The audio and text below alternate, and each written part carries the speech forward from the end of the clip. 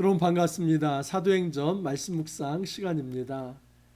다시 여러분 찾아뵙고 또 인사 나누고 그리고 이처럼 말씀 나눌 수 있어서 너무 감사합니다. 요 며칠 사실 감기 몸살로 심히 앓았습니다. 그래서 도저히 제가 여러분들 이 묵상 해설을 할 수 없었습니다. 한 이틀간 그래서 쉬었습니다. 약 먹고 잘 쉬면서 어느 정도 회복이 되어 여러분 인사드리고 또 이렇게 말씀 나눌 수 있어서 너무 감사합니다. 여러분 우리는 지금 사도행전 10장을 묵상하고 있는 중입니다. 제가 어제 말씀과 함께 더불어서 사도행전 10장 1절에서 33절까지 말씀을 드릴 텐데 여러분 사도행전 10장은 굉장히 중요한 장입니다. 왜냐하면 이 사도행전 10장부터 15장까지가 하나의 단락으로 연결되는데 그 핵심 주제는 이것입니다. 유대인과 이방인 사이에 엄청난 큰 사회적 장벽이 있습니다. 만리장성보다 더 길고 또 어떤 성벽보다도 더 높은 이 사회적 장벽이 바로 유대인과 이방인의 그 장벽입니다. 그래서 이 유대인과 이방인 사이에는 넘어설 수 없는 이 사회적 장벽을 가지고 있습니다. 여러분 유대인들은 이 이방인들을 부정하다고 생각합니다. 근데 이 유대인이 이방인을 부정하다고 생각한 데는 사실 레위기법이 굉장히 큰 작용을 합니다. 레위기 11장에 의하면 음식법, 정결법이 나옵니다.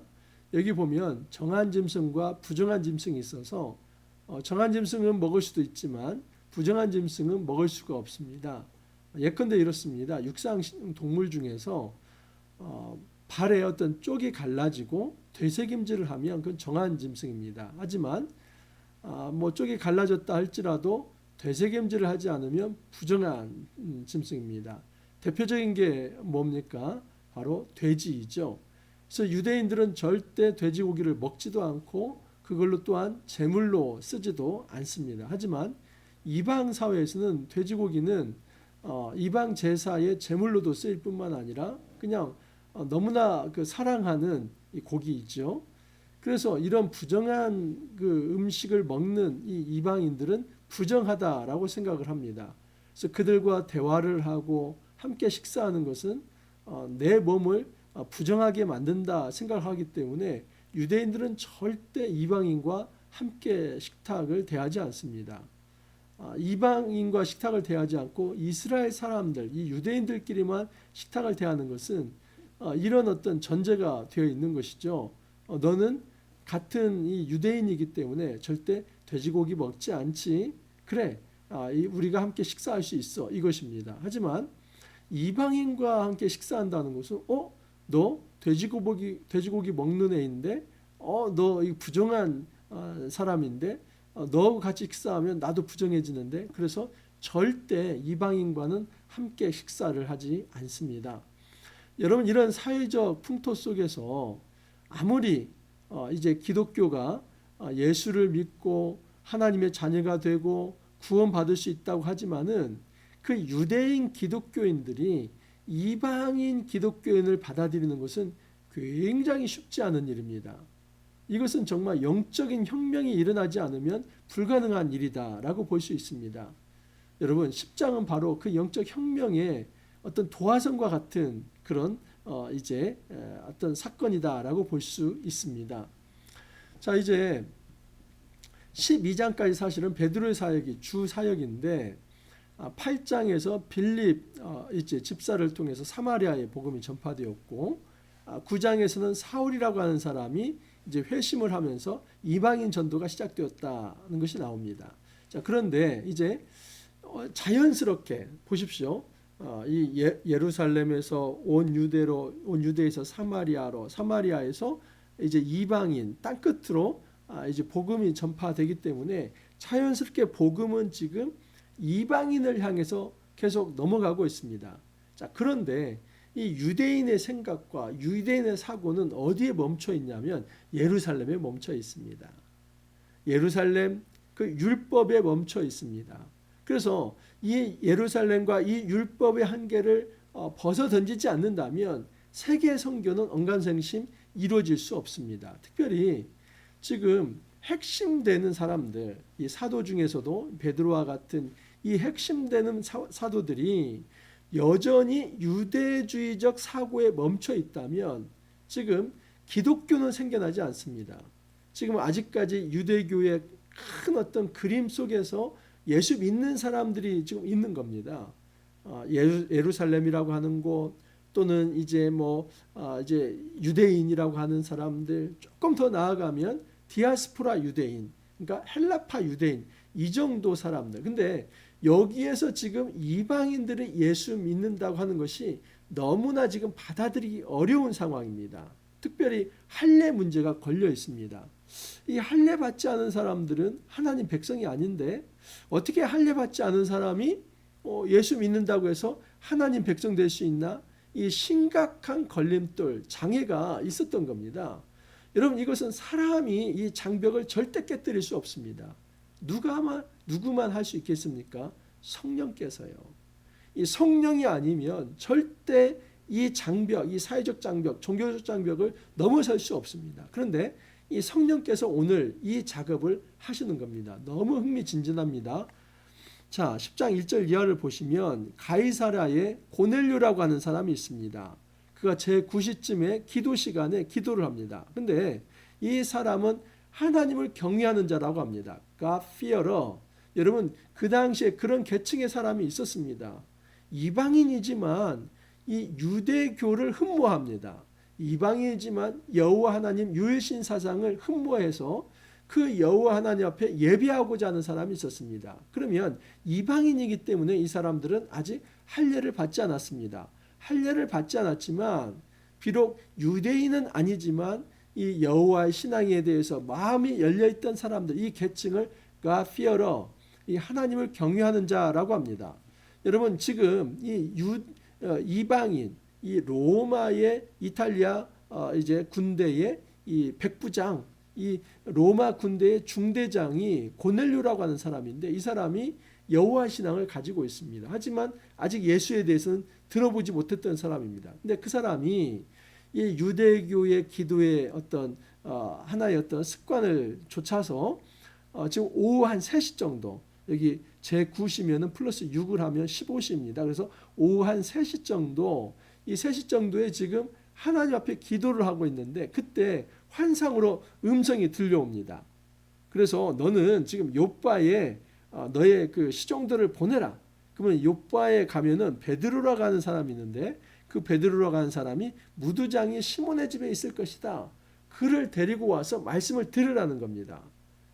이거 너무나 지금 엄청난 일입니다. 사실은 지금 이 고넬료라고 하는 사람이 여호와의 신앙에 대해서 열려 있었지만은 도대체 그 하나님께서 왜 베드로를 불러오라고 하는지, 그를 통해서 들어야 할 말씀이 무엇인지 아무것도 모르는 상태에서 환상의 음성이 들렸던 것입니다. 자, 그런데 이제 이 고넬료가 그의 시종들을 보냈는데, 그 이튿날에 보냈는데 그때에 동시에 이 베드로라고 하는 이 사도도 하늘로부터 음성을 듣게 됩니다. 9절 이하를 보면 9절부터 보겠습니다. 이튿날 그들이 길을 가다가 그 성에 가까이 갔을 때, 그들은 바로 고넬료가 보낸 시종들이죠. 그래서 요바성에 가까이 갔을 때에 베드로가 기도하려고 지붕에 올라가니 그 시각은 채 6시더라. 채 6시 역시도 플러스 6을 하면 12시 정오의 기도 시간입니다. 그래서 정오의 시간, 오후 3시 시간 다 이게 유대인들의 기도 시간인데 이때에 베드로도 습관을 좇아서 이 기도하러 지붕에 올라갔습니다. 근데 환상을 보게 됩니다. 하늘에서 지금 보자기가 내려옵니다. 근데 보자기에 네 귀퉁이에 다 줄이 달려 있습니다. 그리고 보자기 안에 온갖 짐승들이 다 들어있는데 보니까 다 부정한 짐승들입니다. 그런데 하늘에서 음성이 들리는데 베드로야 잡아먹어라 라고 얘기를 합니다. 근데 베드로가 도저히 그 말씀을 들을 수가 없었어요. 분명히 하늘의 음성이고 하나님의 명령이건만 항명을 하는 겁니다. 저는 그 말씀 들을 수 없습니다. 아무리 지금 그 말씀을 하시지만 지금 율법을 보십시오. 레위기 11장에 부정한 짐승 먹지 말라고 했는데 아니 그 돼지 지금 이제 그 뱀 같은 거 이런 거 먹으라는 겁니까? 까마귀 뭐 먹으라는 겁니까? 못 먹습니다. 근데 하늘에서 이런 음성이 들려옵니다. 하나님께서 깨끗하게 하신 것을 내가 속되다 하지 말라. 여러분, 이런 일이 3번이나 반복되었다고 하면 이것이 어제 말씀입니다. 도대체 이게 무슨 말씀일까? 여러분, 이 말씀은 이 베드로에게 음식법이 폐지되었으니 이제는 어떤 음식이든 마음껏 자유롭게 먹어라, 이거 하나 교훈 가르치기 위함일까요? 아닙니다. 물론 이 상황에서 음식법은 폐지가 됩니다. 더 이상 음식이 문제가 되지는 않습니다. 어떤 음식이든 잘 소화시켜서 먹으면 그 사람을 부정하게 만들지 않습니다. 이것은 예수님도 마찬가지로 말씀하신 겁니다. 너희 속에서 나오는 것이 너희를 더럽게 하는 것이지 밖에서 들어오는 음식이 너희를 더럽게 하는 것이 아니다. 그러면 지금 이 단지 음식법이 아니고 뭔가가 지금 더 있다면 지금 하나님이 이 음식법을 이제 폐지하면서 베드로에게 주고자 하는 그 교훈이 무엇이었을까? 그건 뭐냐면 지금 고넬료가 보내온 시종들, 그들이 이방인들입니다. 이런 음식에 비유한다면 음식이 정결한 어떤 짐승도 있고 부정한 짐승도 있는데 이 부정한 짐승을 먹으라고 하는 것은 이 이방인이 굉장히 부정한 존재인데 이방인이 다가왔을 때 그들을 내치지 말고 박대하지 말고 쫓아내지 말고 그들을 받아들이고 교제하라, 이 말씀과 좀 중첩되는 겁니다. 지금 여전히 베드로는 혼돈 상태입니다. 카오스 상태이죠. 그때 어떻게 성령께서 역사하는지 보십시오. 베드로가 본 바 환상이 무슨 뜻인지 속으로 의아해하더니 마침 고넬료가 보낸 사람들이 시몬의 집을 찾아 문 밖에 서서, 아직 이 환상의 말씀이 정리가 안 됐습니다. 의아해할 때 불러붙되 베드로라 하는 시몬이 여기 유숙하느냐 하거늘 베드로가 그 환상에 대하여 생각할 때에 성령께서 그에게 말씀하시되 두 사람이 너를 찾으니 일어나 내려가 의심하지 말고 함께 가라. 제가 성경 묵상 강의할 때도 이 부분을, 이 본문을 굉장히 많이 사용했었습니다. 뭐냐면 성경 묵상의 원리가 무엇이냐면 베드로가 받았던 말씀은 뭡니까?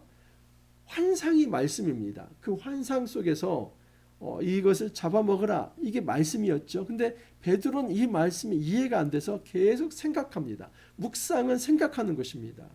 근데 인간적 지성적 생각에서 끝나는 것이 아니라 그 생각하는 과정에 성령의 기름 부음이 있어서 성령께서 말씀합니다. 그러니까 오늘날 성경 묵상한다고 하는 거, 이 묵상의 원리가 무엇이냐면 우리는 살아있는 주님의 말씀, 신약 성경, 구약 성경을 꼼꼼하게 이제 생각하면서 읽는 겁니다. 이 말씀을 생각하면서 읽을 때에 놀랍게도 그 순간에 성령께서 역사하신다는 겁니다. 말씀 읽지 않으면 성령 역사하지 않습니다. 기도하지 않으면 성령 역사하지 않습니다. 정말 제가 피를 토하면서 이건 강조하고 싶습니다. 목사님, 예수님이 눈에 안 보이고 하나님이 눈에 안 보이는데 내가 어떻게 하나님을 만날 수 있습니까? 다른 방법 없습니다. 왕도는 없습니다. 여러분, 말씀 읽지 아니하면 믿음은 생겨나지 않습니다. 기도하지 않으면 성령이 임하지 않습니다. 말씀과 기도가 있을 때 성령이 임재하고 성령이 임재할 때에 성령 그 말씀을 읽는 우리의 생각에 기름을 부어주시사 그 속에서 그 말씀을 바탕으로 해석해 주시면서 말씀을 합니다. 성령이 하시는 말씀은 뭐냐면, 야 봐라, 너 어제 보자기에 내려오는 그 짐승 잡아먹으라고 했는데 못 먹는다고 했지? 하나님 뭐라고 말씀하셨냐? 내가 속되다고 한 것을 네가 이제 부정하다가 말하지 말라. 이 얘기는 지금 네 앞에 와 있는 이 이방인들, 부정한 사람이 아니라 이 사람은 내가 정결하게 하고 내가 거룩하게 하는 자이기 때문에 함부로 이 사람들을 속되다고 하면서 내치지 마라. 그 교훈을 주기 위해서 지금 하늘에서 보자기 환상을 보게 한 겁니다. 베드로는 말씀 묵상하면서 기도하면서 이 성령의 임재를 통해서 진정한 이 하나님의 음성을 들었던 것이고, 이 음성을 들었기 때문에 베드로가 그토록 넘을 수 없었던 사회적 장벽, 유대인과 이방인이라고 하는 그 높은 사회적 장벽을 그냥 단숨에 깨고 넘어가게 되는 겁니다. 그들이 대답하되 백부장 고넬료는 의인이요 하나님을 경외하는 사람. 이게 하나님을 경외하는 사람 갓피어러입니다. 유대 온 족속의 칭찬을 하더니 그가 거룩한 천사의 지시를 받아 당신을 그의 집으로 청하여 말을 들으려 하느니라. 이렇게 하면서 시종들이 우리가 왜 왔는지를 이제 베드로에게 얘기합니다. 우리의 주인 바로 고넬료로 가는 사람이 기도 중에 음성을 듣고 당신을 초청하라고 했습니다. 베드로가 그들을 환대하면서 유숙하게 하고 이튿날 가이사랴로 내려갑니다. 그래서 고넬료를 만나는데 그 고넬료는 너무너무 겸손한 사람입니다. 여러분, 그 당시 로마 군인은 그 자존심이 하늘을 찌르는 사람입니다. 또 하늘을 찌르는 자존심을 가진 사람이 누가 있을까요? 유대인들이죠. 유대인도 이방인들 아무리 로마 사람이라 할지라도 아래로 봤습니다. 개취급했습니다. 그 짐승처럼 생각했습니다. 부정하다 생각했습니다. 그래서 어떻게 보면 이 로마의 최고 자존심 강한 사람, 또 유대인의 자존심 강한 사람이 붙은 것이죠. 그러면 여러분 강대 강으로 붙은 거 아닙니까? 로마 군대의 이 중대장과 지금 이 유대인이 만난다고 하는 것은 있을 수 없습니다. 식탁을 같이 한다는 거, 대화를 섞는다는 거 있을 수 없습니다. 근데 이 일이 일어나죠. 어떻게 일어납니까? 성령께서 가이사랴의 마음을 녹이시고 성령께서 베드로의 마음을 녹이시면서 가이사랴에게는 죄송합니다. 이 고넬료 이제 성령께서 고넬료의 마음을 녹이시고 성령께서 베드로의 마음을 녹이셔서 이 고넬료가 활짝 마음을 열고 그냥 이 베드로를 환대하죠. 어느 정도냐면 보십시오. 고넬료가 그의 친척과 가까운 친구들을 모아 기다리더니 혼자 기다리는 게 아니라 친척과 가까운 친척 그냥 수십 명을 모아놓고 기다리고 있습니다. 왜요? 말씀을 들으려고 하죠. 이게 성령 임한 사람의 태도입니다. 성령이 임하면 마음이 열려서 말씀을 듣고 싶습니다. 엎드리고 싶습니다. 그가 가지고 있는 중대장이라고 하는 사회적 지위 아무것도 아닙니다. 이거 다 내려놓겠습니다. 말씀을 듣는데 아니 로마 중대장이라고 하는 게 뭐가 의미가 있습니까? 내려놓고 엎드리는 겁니다. 진짜 겸손은 하나님을 만나면 겸손해집니다. 그래서 이 로마 백부장이지만 로마 그 중대장이지만 그는 그가 가지고 있는 지위 다 내려놓고 겸손하게 이 베드로 앞에 엎드립니다. 근데 베드로 역시 또 겸손하지요. 베드로가 이렇게 이르되 일어서라 나도 사람이라 하고 더불어 말하며 들어가 여러 사람이 모인 것을 보고 베드로가 나도 사람이라. 여러분 베드로가 거기서 하고 그래 나는 이제 유대인이고 너는 이방인이니까 내가 절 받을 만해 이러지 않습니다. 베드로도 겸양의 자세를 취합니다. 그러니까 하나님을 제대로 만난 사람들은 겸손할 수밖에 없습니다. 성령을 제대로 체험한 사람은 겸손할 수밖에 없습니다. 이 겸손의 역사가 일어나고 있는 것입니다. 더불어 말하며 들어가 여러 사람이 모인 것을 보고 이르되 유대인으로서 이방인과 교제하며 가까이 하는 것이 위법인 줄은 너희도 알거니와 하나님께서 내게 지시하사 아무도 속되다 하거나 깨끗하지 않다 하지 말라 하시기로. 이게 뭡니까? 지금 전날에 보인 그 환상 속에서 내가 깨끗하다고 한 것을 함부로 속되다 하지 말라. 이 말씀이 어떻게 적용된 겁니까? 이방인을 향해서 적용된 것이죠. 여러분 이렇게 성령께서 역사하는 것입니다. 성령께서 그 놀라운 사회적 장벽, 종교적 장벽을 다 깨뜨리고 그 성령께서 서로의 마음을 준비시켜서 말씀을 듣는 자세를 갖게 하고 또 겸손하게 말씀을 준비하게 해서 그 말씀을 전하는 자와 받는 자가 딱 만나서 말씀을 듣는 순간 성령의 스파크가 일어나고 그 속에 역사가 일어나는 겁니다. 세계 선교의 역사가 일어나는 겁니다. 오늘날 우리가 하는 이 모든 말씀 사역은 이런 것입니다. 저 역시도 말씀을 성령 충만함으로 준비하고 말씀을 듣는 이도 성령 충만함으로 들어서 이 열린 마음이 만나는 것입니다. 그래서 눈에 보이지 않지만 우리가 서로 떨어져 있지 않습니까? 이 영상을 보면서 우리가 서로 지금 이제 만날 수는 없지만 그 가운데 누가 역사하냐면 성령께서 역사해서 새 역사를 일으킵니다. 그렇게 해서 이제 이 복음의 물꼬가 완전히 장벽을 뚫고 나가게 해서 장강처럼 흘러서 전 세계에 흘러가게 하는 것입니다. 고넬료가 이르되 내가 나흘 전 이맘때까지 내 집에서 제 굿이 기도를 하는데 갑자기 한 사람이 빛난 옷을 입고 내 앞에 서서 말하되 고넬료야 하나님이 내 기도를 들으시고 내 구제를 기억하셨으니 하면서 자기가 어떻게 베드로를 부르게 됐는지를 말하지요. 그러면서 내가 곧 당신에게 사람을 보내었는데 오셨으니 잘하였나이다. 이제 우리는 주께서 당신에게 명하신 모든 것을 듣고자 하여 다 하나님 앞에 있나이다. 하나님 말씀을 듣고자 하는 겸허한 자세가 있었던 것입니다. 자, 여러분, 이 엄청난 장벽, 유대인과 이방인 사이에 놓여 있는 이 엄청난 사회적 장벽, 종교적 장벽을 어떻게 깨뜨리고 넘어갈 수 있습니까? 성령의 역사가 아니면 불가능합니다. 그래서 이제 이 유대교에서 기독교가 나온 겁니다. 더 이상 우리는 유대교, 유대주의자, 율법주의자, 구약에 매여 있는 존재가 아니라 예수 그리스도를 믿고 예수 그리스도를 단지 내가 어떤 혈통적 유대인이 되거나 할례를 받는 차원이 아니라 오직 하나님의 말씀을 듣고 성령이 임하시면 누구나 하나님 백성 될 수 있는 새로운 시대, 하나님 나라 시대가 도래한 것입니다. 우리가 이 사실 기억하면서 혹시라도 우리 선입견에 너는 안 돼, 그리고 너는 부정해, 그곳은 부정하고 거룩하지 못해서 내가 갈 수 없어, 이렇게 내 마음에 단정을 해버리고 정죄하면서 벽을 쌓고 도저히 만나려고 하지 않는 그런 대상과 어떤 영역이 있습니까? 여러분, 주님께서 이렇게 말씀하십니다. 내가 깨끗하다고 한 것을 왜 네가 속되다고 하냐? 네가 하나님이야? 네가 심판자야? 내가 이미 깨끗하다고 한 것을 내가 왜 속되다고 하냐? 가라! 가서 복음을 전하라. 지금도 주님께서 우리에게 말씀하십니다. 여러분, 우리가 정죄한 사람이 우리 가족의 일부가 있지 않습니까? 저 사람은 예수 믿지 않을 거야. 도저히 예수 믿을 수 없어. 그렇게 포기한 사람 있지 않습니까?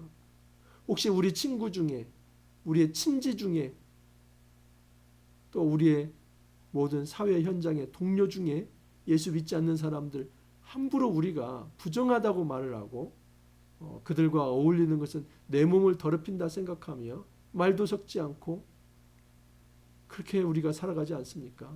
근데 주님이 원하시는 것은 아니, 그게 아니다. 그들도 내 백성이다. 내 사랑하는 백성이고 그들도 돌아와야 한다. 내가 너를 전도자로 파송하지 않냐. 더러워질까 그렇게 두려워하지 말고 성령이 임하시면 오히려 너의 그 정함으로 그들의 그 부정함을 깨끗하게 해서 거룩하게 만들 수 있다. 자신감을 가지고 부딪히고 나아가라. 주님께서 말씀을 하십니다. 우리가 이 말씀 기억하면서 성령께서 이 깨뜨리신 장벽을 우리가 다시 세우지 않기를 바랍니다. 이제 성령의 그 능력의 말씀을 힘입어서 우리가 전 세계를 향해서 온 열방을 향해서 우리가 가정과 공동체 모든 사회 현장에 이 복음을 들고 나아갈 수 있기를 간절히 소망합니다. 기도합니다. 주님 감사합니다. 말씀을 통해서 우리가 가지고 있는 사회적 장벽, 종교적 장벽을 깨뜨릴 수 있게 하여 주시니 감사합니다.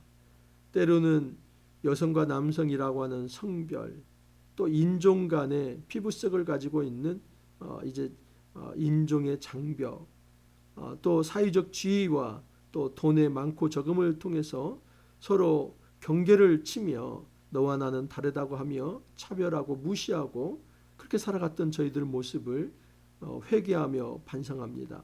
주님, 저희들을 용서하여 주시고 이제는 정말 경계를 허물면서 장벽을 허물면서 주님께서 나아가라고 하신 그곳에 우리가 용기 있게 한 걸음 내디딜 수 있게 해주시고 우리의 힘이 아니라 성령의 능력으로 정말 성령의 파도 같은 그 복음의 능력으로 모든 생명들이 죽음 가운데서 생명으로 살아나는 역사를 친히 목도하고 체험할 수 있도록 은혜 더하여 주옵소서. 주님 감사하옵고 예수님 이름으로 기도하옵나이다. 우리 힘으로는 장벽 넘을 수 없습니다. 그러나 성령께서 역사하신다면 너무나 자연스럽게 이 유대인과 이방인이 하나가 되듯이 우리가 정말 가까이 할 수 없었던 사람들도 함께하면서 복음 전할 수 있습니다. 우리가 성령 의지하면서 기도하면서 말씀 가운데 붙들리면서 이 귀한 사역 함께 감당할 수 있기를 바랍니다. 여러분, 요즘 감기가 유행한다고 합니다. 건강 유의하시고 또 내일 찾아뵙도록 하겠습니다. 감사합니다.